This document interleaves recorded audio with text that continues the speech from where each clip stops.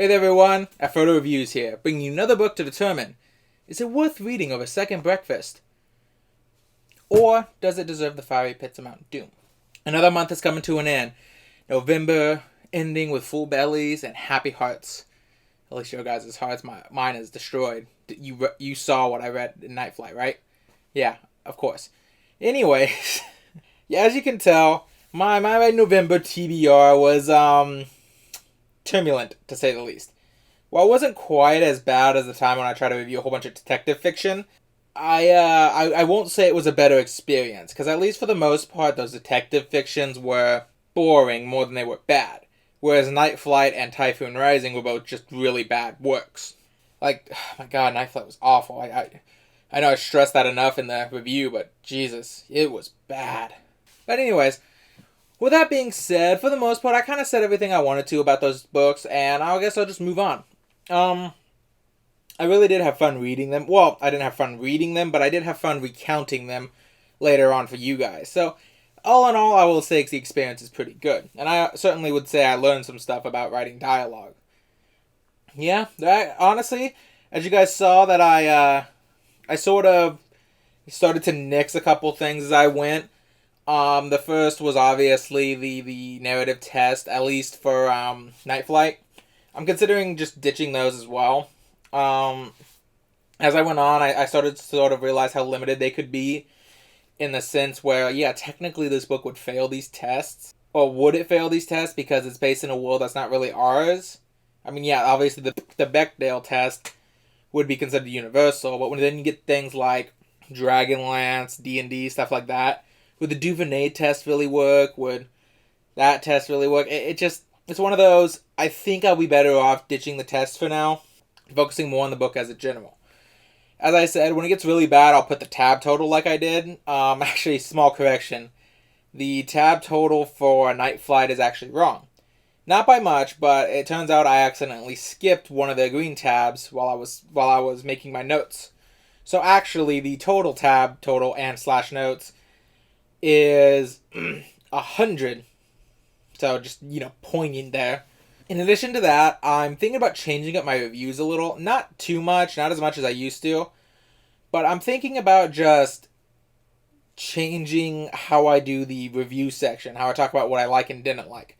I'm still going to do that. I'm just not going to do it as obviously divided as I have been. I'm just going to sort of get in there and talk about it. Talk about what I like and talk about what I didn't like. That's mostly just because I'm noticing that it's harder to talk about what I like about books without also mentioning what I didn't like or other parts of the book. So, in a sense, I just sort of want to talk about the book and not feel obligated to say nice things or good things in certain sections.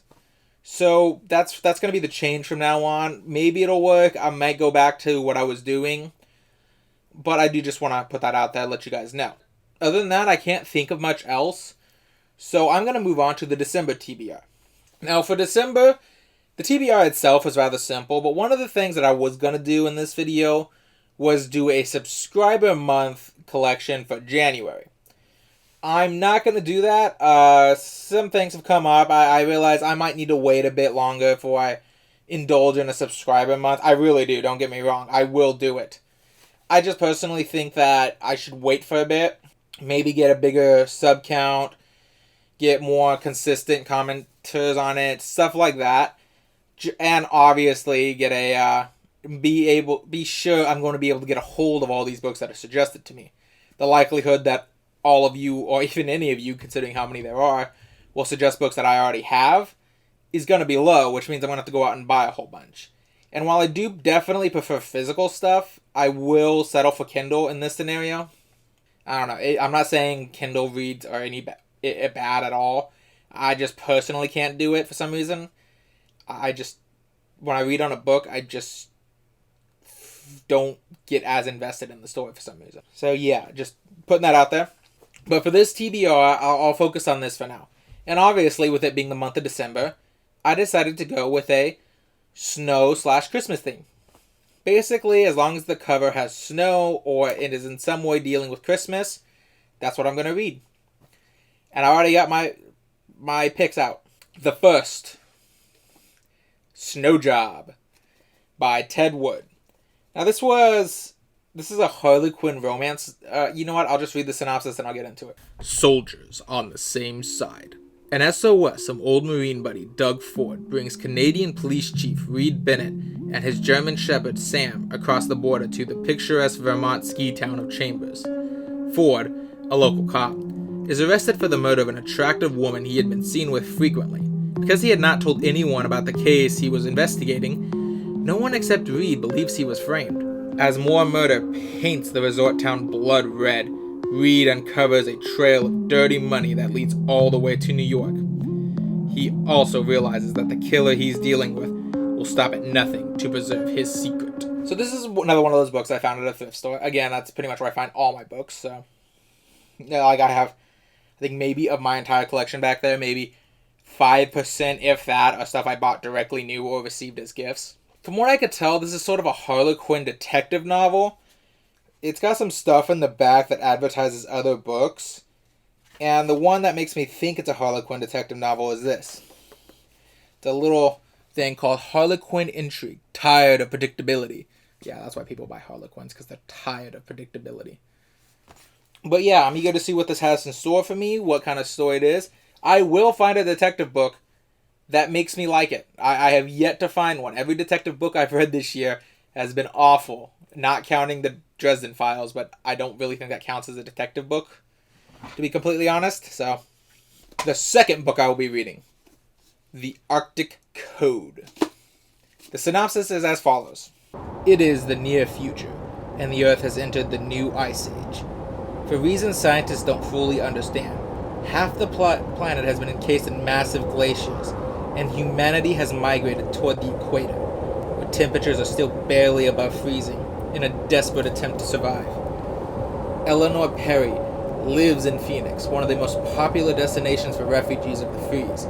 She is the daughter of a climatologist who works for one of the world's largest oil companies, one of many people trying to find new ways to preserve human life on the planet. In a world where warmth is the only currency, and energy is the most valuable resource, Dr. Perry believes that a series of oil deposits she has found in the Arctic may hold keys to our survival. That's when she disappears, but not before sending Eleanor a series of cryptic messages that point to a significant and mysterious discovery. Now it's up to Eleanor to go find her. This search will launch Eleanor on a breathless race to unlock the mysteries of what has happened to our planet, solving the riddle of the cold that could be humanity's end, and uncovering a threat to the Earth that may not be of this world. I think this is a YA novel, but it might also be a children's novel based on some of the based on, as you can see, I've already started reading it a little, based on the book I've read so far. I'll look it up for sure, but for now I'm going to say it's a YA novel, and I'm going to read it, determine what it is. Its premise sounds actually pretty interesting. I say it's YA novel because it kind of falls under that trope of YA dystopian fiction. Other than that, I don't have much else to say on it right now. I'll talk about it when the time comes. The next book. Now, this book was an old TikTok favorite, I think about a year or two ago. Everyone was recommending it on TikTok. And I got to the point where when I saw it on the thrift store, I just had to grab it because I had to see what the hype was about. Because, TikTok recommending books can never go wrong, right? And that is Ice Planet Barbarians. The synopsis is as follows. You'd think being abducted by aliens would be the worst thing that could happen to me. You'd be wrong. Because now the aliens are having ship trouble, and they've left their cargo of human women, including me, on an ice planet. We're not equipped for life in this desolate winter wasteland. Since I'm the unofficial leader, I head out into the snow to look for help. I find help, alright. A big, blue, horned alien introduces himself in a rather startling way. Vectel says I'm his mate, his chosen female, and that my presence is the reason his chest is purring. He'll help me, and my people survive. But this poses a new problem. If Vectel helps us survive, I'm not sure he's going to let me go. So yeah, all the times I've heard this recommended, I did not know it was that kind of premise. But You know what? Why not? Let's check it out. Everyone needs something steamy for Christmas in the cold, so we'll see what it has to offer me and see if it's any good, if it's worth all the book talk hype I got. I hope it is, because I don't know what else to say about this. Be on the lookout for this on December 19th, if my date's right. The Ice Planet Barbarians. The final book this month, at least the final book in this main TBR that I will for sure review, is something of renown. See, this is a book that was adapted into a movie. The movie, however, does not share the same name as the book, thus meaning you could have watched the movie without ever realizing it was an adaptation of this work, unless you've seen both. Now, the movie has its own problems that I'll probably talk about in the review, but this book is going to be Skipping Christmas by John Grisham. The synopsis. Imagine a year without Christmas. No crowded malls, no corny office parties, no fruitcakes, no unwanted presents. That's just what Luther and Nora Crank have in mind when they decide that, just this once, they'll skip the holiday altogether. Theirs will be the only house on Hemlock Street without a rooftop frosty. They won't be hosting their annual Christmas Eve bash. They aren't even going to have a tree. They won't need one, because come December 25th, they're setting sail on a Caribbean cruise. But as this wary couple is about to discover, skipping Christmas brings enormous consequences, and isn't half as easy as they'd imagine. So yeah, if this is as dystopian, if this is as suburban horror as Christmas with the Cranks is, I'm actually kind of interested to see what this book does different from the movie. But apart from that, I really don't have much else to say about this other than comparing it to the movie of the same name, which admittedly I haven't seen in a very long time. Well, I mean, very long time, couple years. But yeah, so that's Skipping Christmas, and that will be the last book I do this year. Well, the last book I will for sure do on the 26th, just after Christmas. See, because I'll be skipping the Christmas review on this. But yeah, that's pretty much all I got to say about this for now. Sorry this wasn't a very big, eventful TBR. I'm not sure if I got much else to say. I am going to try to review a couple books in between these books, as well as probably doing at least one tag, the end of the year tag. One of the things I definitely want to do this month is I want to do my top 5 best and worst books in the last week of December. So be on the lookout for that, because I'm definitely going to try. I'm also, and I swear to God, I'm going to try. I'm going to try to get the video essays out. If not this month, then next month. Because I will get those out. Nothing will stop me. God help me. But yeah, with every book comes an adventure. And every adventure is worth having. Even the bad ones. Stay tuned, y'all.